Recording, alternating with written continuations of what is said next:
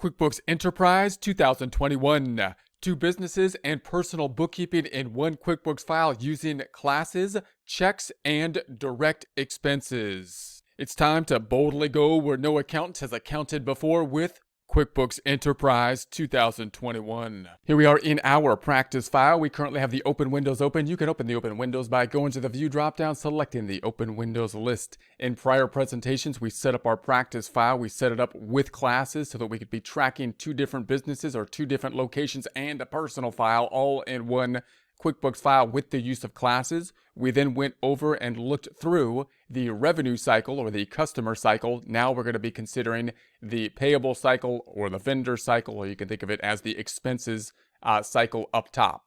Now, when we're thinking about the expense cycle, there's three kind of ways we can kind of generally think about this again. And you can break those two into two groups, one being cash method, the other being the accrual method. Same kind of concept as we had down here on the customer side of things, in that we're not really just kind of arbitrarily deciding whether we use a cash or accrual method. It's kind of driven on how we're going to be doing our accounting, which could be driven on the industry that we are in. So for example, if a lot of our payments are payments that we're going to be paying electronically, and we can set up automatic payments that are basically going to be coming out of our checking account automatically instead of actually writing checks for them, and this could be similar for credit cards as well, similar kind of process, then it may be that we actually wait until it clears the bank again before we even record it. That would be the easiest kind of thing to do. You don't have as good a double check on it. But if you have those automatic payments, that's one method you can use. And you could use bank feeds in order to help you to automate that process, taking the information that has already cleared your checking account and then recording it into the books at the point in time it has cleared with bank feeds, or by just data inputting from your bank statement on a monthly basis. Now that is a cash basis, but it's even a step further than the cash basis in that you're not actually recording the books and then checking them to the bank statement. You're making your books from the bank statement. So that's actually a step further than kind of a cash statement, because you're dependent on the bank information in order to construct the books instead of verifying your books. The second method, which would be like a normal cash basis method, would be that you're going to write checks or enter the transactions into your side of the system, whether they be checks or electronic payments. Then you would write the check. This check form represents the form that's going to be decreased in the checking account, and you would enter it on your side here. We would enter it on our side, and then when it clears the bank, either with bank feeds or with a bank reconciliation, we would reconcile to the bank. So those would be the two kind of cash method type of ways that you would be looking in on it. Then you might have a system where you're putting information into accounts payable. So you might get the bills, then enter them into accounts payable here, or enter the bills, which will increase the payable. Then you can track the bills in the pay bills section, which can be nice because then you can track when the bills are due and then pay the bills. So in that case, you have an accrual kind of component to it because the accounts payable account is an accrual account. So in that case, you would not be dependent on the bank. You'd be entering this information directly into the bills, and then you'd be paying the bills and possibly checking it to the bank at that point. Or after you pay the bill, then you would check it to the bank. So if you have two different businesses, then you might be kind of picking, you might have two methods for one or the other. So some of your bills might be something that you could do electronic payments directly, that you might be dependent on the bank in order to record them, and others you might actually be entering into the bills directly here. We're first going to be thinking about a system where we're going to be writing checks directly, not entering the bills, just writing the checks. And you can also think of this as a similar system as you would use for the bank feeds. So to do that as easily as possible, we would enter the checks directly into the check register. So I would go into the lists up top, into the chart of accounts, and we're just going to go into our checking account and enter these transactions. So if I go into the checking account, I'm just simply going to be picking the expense accounts that will be most likely to be directly applied out. Now, in other words, you will recall that we have three different businesses. We got the personal account, two business accounts, or two different locations. So we might have one vendor, one bill that we pay that we have to allocate to different businesses, different classes. That'll be a little bit more complex, and we'll think about that in future presentations. We can do that. But right now we're going to be concentrated on expenses that will be directly applied to one of the locations, either business, the second business, or personal. So let's start to enter these transactions. I'm going to enter this on, let's make one as of 01/25/21, and I'm going to say that I didn't enter a proper date, 01/25/21. And then the check number would be populated. If you're writing checks, you would tie this to the check number. If not, then you would I would delete the reference. If it's like an electronic payment or something like that, you'll use the same type of form, but you don't want to reference a check number for it. And then I'm gonna hit the drop down and check out our accounts down below.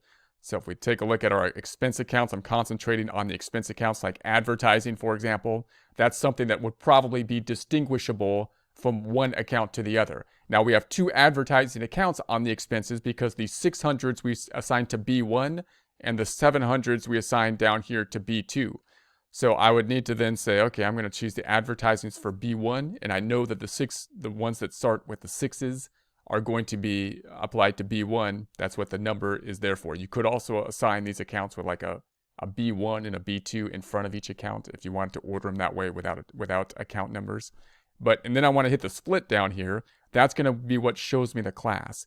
Now, because I chose this account before I had the class open, it didn't automatically assign the class. So if I wanted to automatically assign, I have to have the split open. I can then go to the prior account and then back to the advertising, and there we have it. So now B1 is there, and it'll automatically be applied out. Now, obviously, if we have the vendor, we want to put the vendor if we have it. If we're getting this information directly from an electronic transfer and whatnot, you'll typically get the information for the vendor, and you want to include it whenever you can because that'll help you to sort your data by vendor. If you don't have that, you'll still be able to construct your income statement, but you won't have as much detail to like sort by vendor. So let's say this was for, I'm just going to call it advertiser as our vendor. I'm going to set it up, and if we go to the vendor, I'm going to set up the vendor. I'm actually going to go to that vendor now in the vendor center, vendors drop down, vendor center. And if I locate the vendor, I'm going to make this a little bit wider. And if I double click on the vendor, then you could make some indications here. Once again, you could like indicate that it's going to be B1 or B2 vendor. So you might say that this is going to be for like B1 vendor, and then not put that information into the build information down below.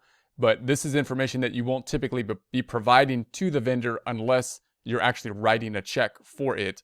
So it shouldn't be as much of a problem if you have like a B1 on it because you're not displaying it. But then you could still put down here to build from and not include the B1 down here.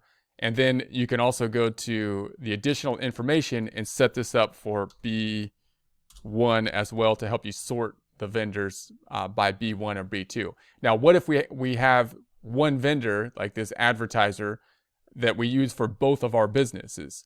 Well, then we might want to set up actually two different vendors, and that'll make the data input a little bit easier because it'll be able to remember the one and the other vendor. So I'm going to say, I'll demonstrate that if we say, okay, and then we go to the checking account here. So there we have it. So B1 vendor should be going to the 6,000 item here. And so I'm going to say tab. And so now I have vendor B1. And so I'm going to say enter that.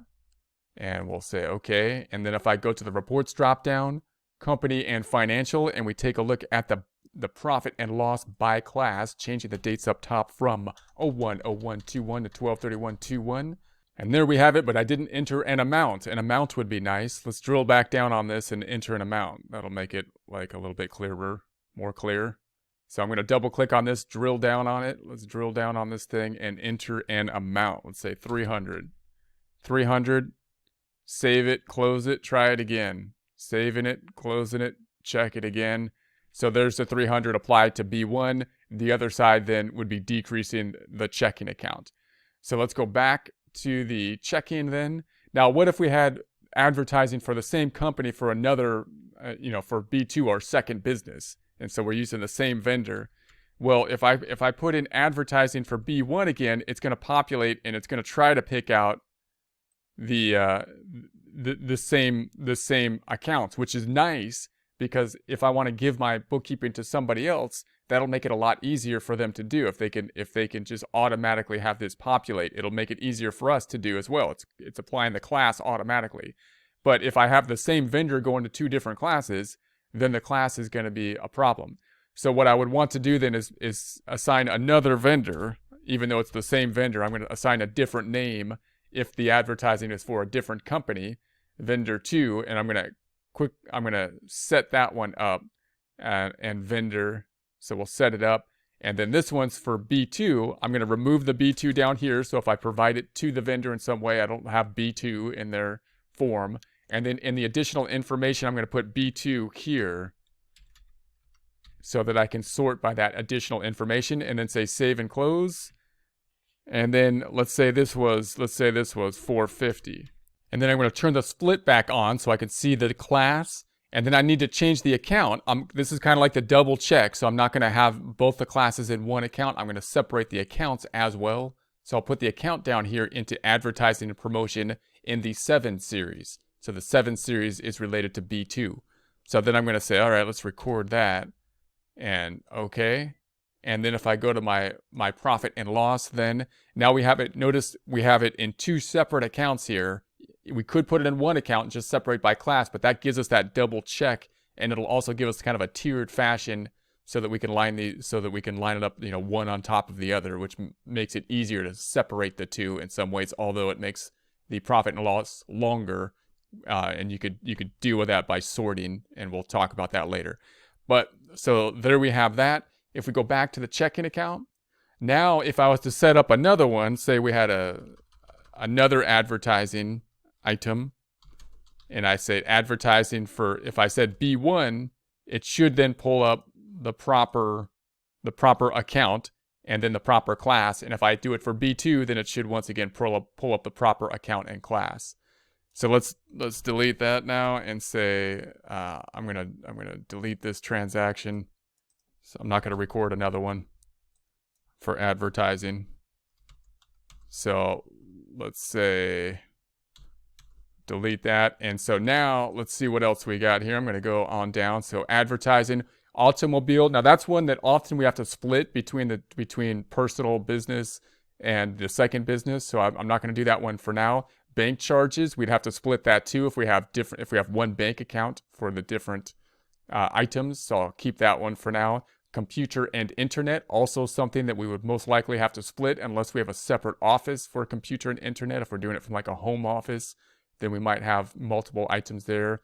Depreciation, dues, and subscriptions. This is probably one that we can allocate to one or the other. So we'd have the same kind of thing if I had dues and subscription. So let's say we had to pay dues to whatever we got to pay the dues for, medical dues or licensing or something like that. I'm going to say the dues, and that's just going to be the vendor, and I'm going to set it up. So let's set it up, full setup. It's going to be a vendor, and I'm going to say dues, and once again I'll set it up for B1 just in case I pay the dues to multiple vendors, or I'd like to indicate within the dues that I'm gonna assign it to B1, B2, or personal. And then I'm not gonna put that down here, so it will not be on the check if I print the check. And then I'm gonna go down here to additional, and I'm gonna call this B1. B1, save it and close it. And then that should then apply out to B1. That looks good. And we're gonna say that this is gonna be for 170. And the account is gonna be in the 600 series. So that looks correct. Let's record it. So I'm going to say record it. And then let's check it out. Profit and loss. There's the dues on the 750. And there, if I go back to the checking again, let's say we pay the same dues for the other business, which is unlikely. But if that was the case, we're going to say, all right, what if I pay the same dues for the other company to the same people? Then it's going to apply it out to the wrong class. So what I want to do is change the name. I'm going to say this is going to be dues for B2. And then I'm going to set that up by vendor. That looks good. And then we're going to say this is dues B2, but I'm not going to show that on the bill if I write a check. So I'm going to delete it down here. Additional information, we're going to call it B2 so I can sort by that additional field if we need to. And then okay, I'm going to hit the split again. And then I need to assign the account, which is going to drive the class. which is going to be dues for B2. Dues for B2. There we have it. And let's say this is for, you know, 730. So dues for B2, and then it's assigning it to class 2. So I'm going to say record that. Okay. And then if I was to record it again, if it was to pop up again, and I was to say dues, I can pick, are we applying it to one or two different vendors? Whatever vendor I choose then should hit the proper class here. So let's do that. I'm going to undo this one now and just check it off on the profit and loss. So now we have the dues. You can see this kind of stacking tiered method where all of the second business will be in the 7 series and the 6 series for the first business. That means that it won't line up side by side, which kind of can be nice sometimes if you want to see those ones that'll break out, but it'll make it a little bit easier for us to have a double check in case there's a problem. Back to the checking account. Let's check out another one. So we stopped at the dues, insurance expense. This is also something that we probably will be breaking out between companies. So we could probably choose insurance expense for one or the other company. I'd say insurance company. And then once again, I'm going to say this is for B1. And we'll set that one up. It's going to be a vendor. B1, I'm going to delete it down here. Don't need it there. Additional information, I'm going to put B1 here, B1, so we could sort by it, and OK. And then I'll select the tab. I'm not going to put this into prepaid insurance or deal with prepaid stuff. I'm going to say 1100. And there we have that. Now if I record that, save it, and let's bring the date on up. I'm going to bring the date up to like the 23rd, February 23rd. Now if I put the insurance company again for B1, it's going to pick it up for us and assign the class properly because the account is the thing driving the class. If I have the same insurance company for B2, I might want to change the vendor to B2 and then set it up. And then we're going to say it's a vendor. And then I'm going to say B2. I'm going to remove the 2 down here. And then I'm going to add the custom field of B2. And then OK. Let's hit the splits. And let's say this is 1200. And then the account down here, I want to make in the sevens. So it's going to be 733. Right? 733. Whoop. Hold on a second. It's going to be 733. So there we have that. I'm going to record it and say OK. And then if I go to the profit and loss, now we've got the insurance then broken out for the 600s and then the 700s broken out nicely there. And then if I go back to the checking, see what else we got here. Hit the accounts drop down. I'm going to say account. And we had insurance, interest expense. That would probably be broken out if it's from our checking account. Being allocated. Meals and entertainment. This is probably something that would be individual to each business. The meals and entertainment, it's somewhat more limited than it used to be. So we'd probably be able to break that out. And let's say we had, you know, meals, or let's say we might include travel there. So let's say we had a travel vendor that we're going to for B1, tab, and then I'm going to add it. And I'm going to say vendor. And this is going to be for B1. And then we're going to say down to the additional information. We'll put B1 here. And then OK. Now you might end up splitting. I mean, you could have a situation where you travel and you're doing something for both. Like if a husband and wife have 2 different businesses and they're paying for the same thing for a business expense. You might have one vendor that you have to split. Then you would deal with what we'll do in the following presentation. But if you're traveling for one business or the other, then you can basically, you know, put whatever the vendor is, allocate it to the proper account. In this case, B1, which is the travel for B1, that assigns the class. Let's say the travel was 791. 791. Record it. And then if you had travel for the second business, then it would be unlikely that it's going to be the same place unless you went to the same place for 2 different businesses, or like a husband and wife went there for 2 different businesses and they're both doctors or something like that. But let's say if we entered the travel again, it's going to be travel for B1. So I'm going to add another vendor. Not that though. It's going to be travel B2, and then we'll set that up, and that's going to be a vendor, and then we're going to say it's B2 up there, remove the B2 down below, additional information I'm going to say is B2 down here, then OK, and let's say this is for 1922, and then I'm going to add the account split.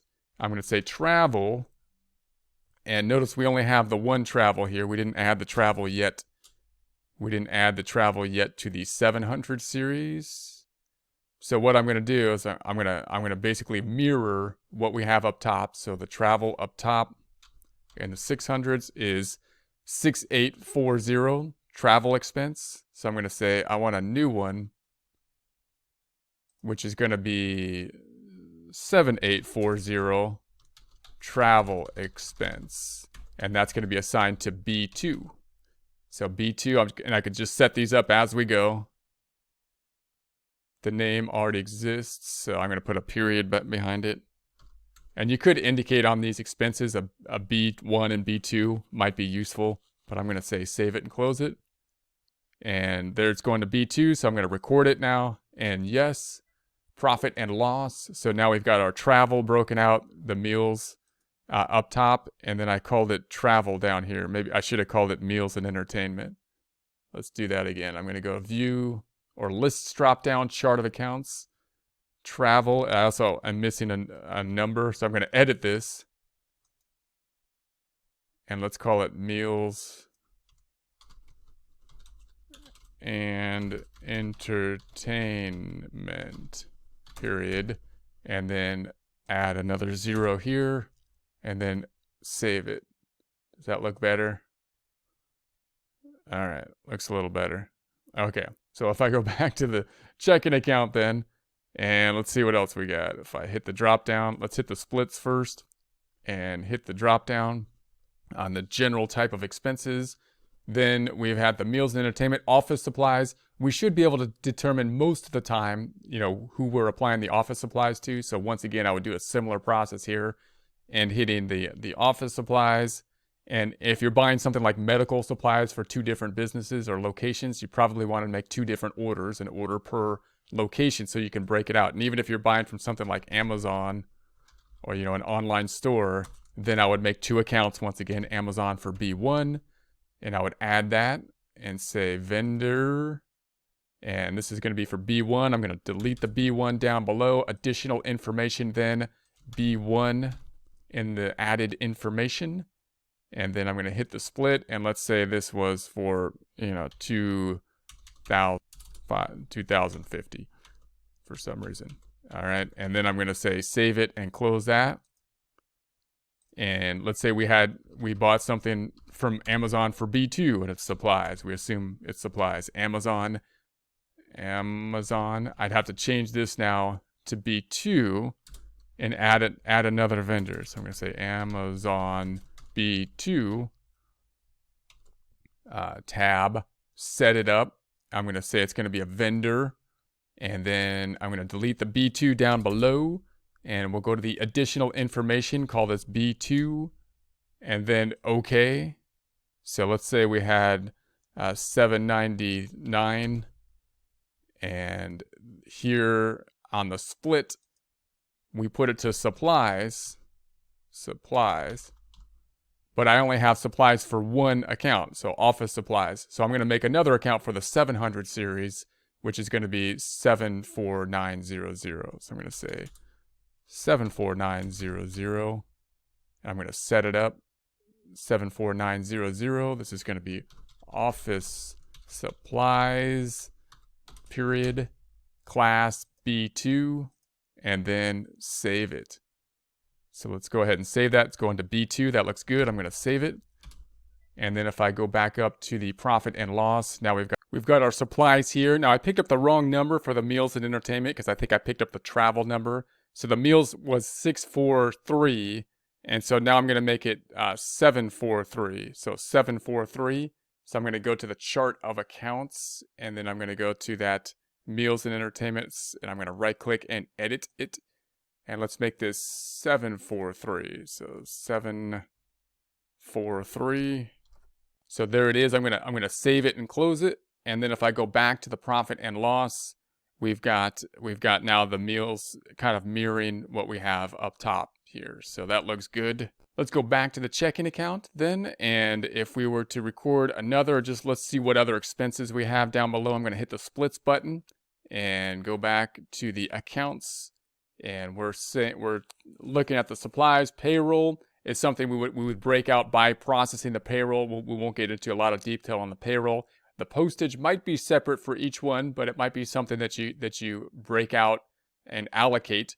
Professional fees, also something that you would think that would be different if you're paying like a lawyer or an accountant. And then the rent expense, that could be something you allocate depending on, if you have the two offices or if you're paying rent like on the home office and you use two offices or the same place for two businesses. Depends if it's going to be breaking out. Repairs and maintenance, if it's on a home office, then again, you might have to split that. Telephone, it would depend if you have a home office or two separate offices. Travel, utilities would be similar, whether you have a home office or a separate office. Advertising and promotion, now we're down to the 700 series that we looked at before. So we'll keep it here. If we go back to the profit and loss, we've got this nice clean breakout between the two. We'll talk about how to kind of sort these later so that we can think about how to see just business one, business two, and then the personal. And then we'll discuss more about the personal expenses, how to enter personal expenses later. Those will be in the 800 series as we go. And then how we're going to enter those expenses that we want to allocate between multiple different classes.